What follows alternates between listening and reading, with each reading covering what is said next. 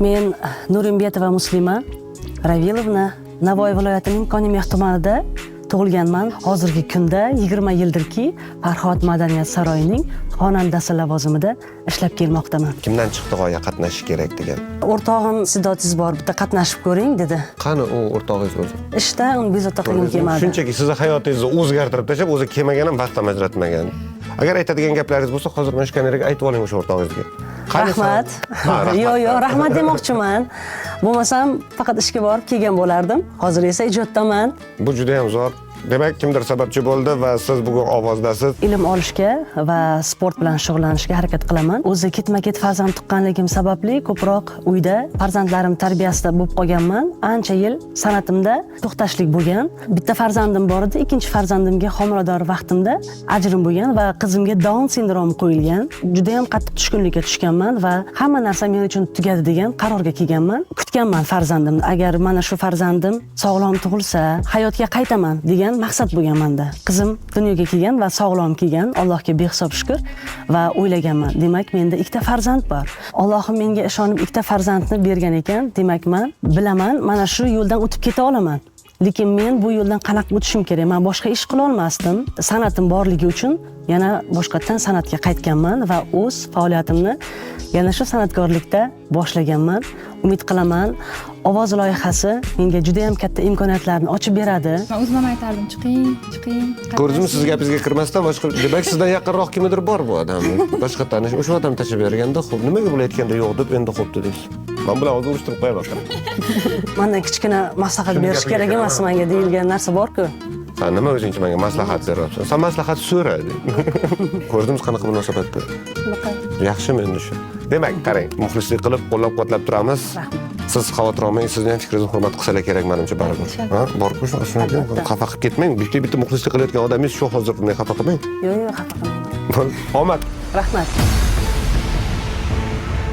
Ko'ryapman, juda ham kuchli qo'shiqchilar, juda ham kuchli xonandalar bor. O'zimcha o'yladim, "Ey Muslima bo'ldi.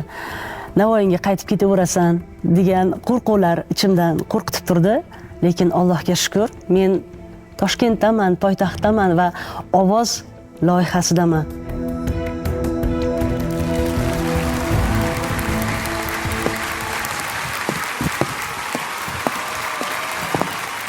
Xo'sh.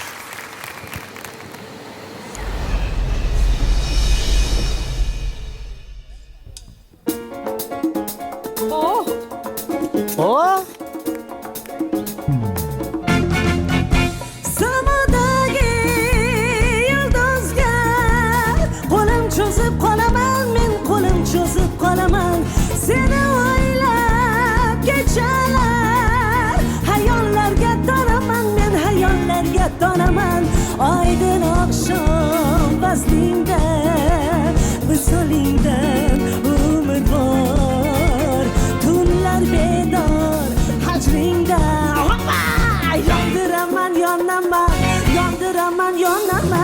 yalli yoringman ko'zlari xumoringman yalli yoringman yalli yoringman ko'zlari xumoringman yalli yoringman goh qanotib qayrilib ucholmas ko'ngil qushi firoqlarda ko'zam ham bo'lmadi menlayshi oydin oqshom vaslingda visolingdan umid bor tunlar bedor hajringda yondiraman yalli yoringman ko'zlari xumoringman yalli yoringman hey yalli yoringman ko'zlari xumoringman yalli yoringman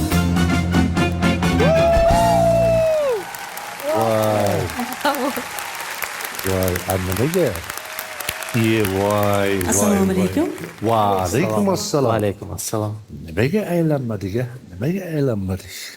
Xush kelibsiz loyihaga. O'zingizni tanishtiring. Men Navoiy viloyatidan kelganman. Ismim Muslima. Muslimaxon. Xush kelibsiz. Men ham sizdek ustozlarning yonida kuylashdan benihoya xursandman. Biz anaqa yoshligimizdan Nasiba Abdullayevani, Yulduz Usmonovani qo'shiqlarini tinglab katta bo'lganmiz. O'shaning uchun bittagina iltimos qilmoqchiman. Qani? Bilaman, keyingi turga o'tmadim. Paytdan foydalanmoqchiman. Yo, unaqa demang. Nasiba opa bilan shu jarayonga kelganingizni o'zi katta yutuq. Albatta, Unaqa albatta. demang. Benihoya Barcha xursandman. maydon endi. To'ppa-to'g'ri, Albatta. to'ppa-to'g'ri. Hop, Agar imkon bersalaringiz, Hop. mumkin bo'lsa, duet aytsam. qisqagina bo'lsa mayli, a? Qisqagina. Dikildin baharda görüşerdik biz. Bahar geldi gitti, sen gelmez oldun. Dikirdin baharda görüşerdik biz. Bahar geldi gitti, sen gelmez oldun.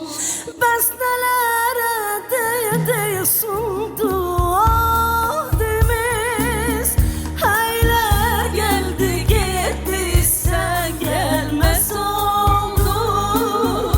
Sen gelmez oldun, sen gelmez oldun, sen gelmez oldun. Elleyim ben, sen gelmez oldun, sen gelmez oldun, sen gelmez oldun, ay. Sen gelmez oldun.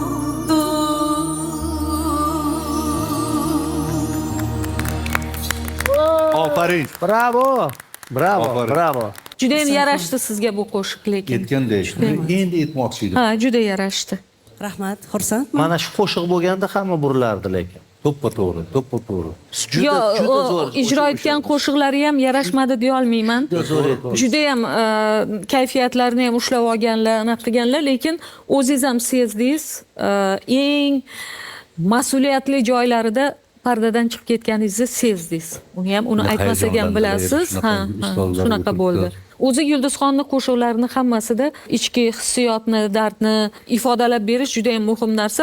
O'sha narsa bo'lmasa, Yulduzxonning qo'shiqlarini aytishga hojat ham yo'q. Lekin sizda bor edi shu narsa. Lekin pardadan chiqib ketish bo'ldi. Siz tahsil olgansiz ham, musiqa tahsili.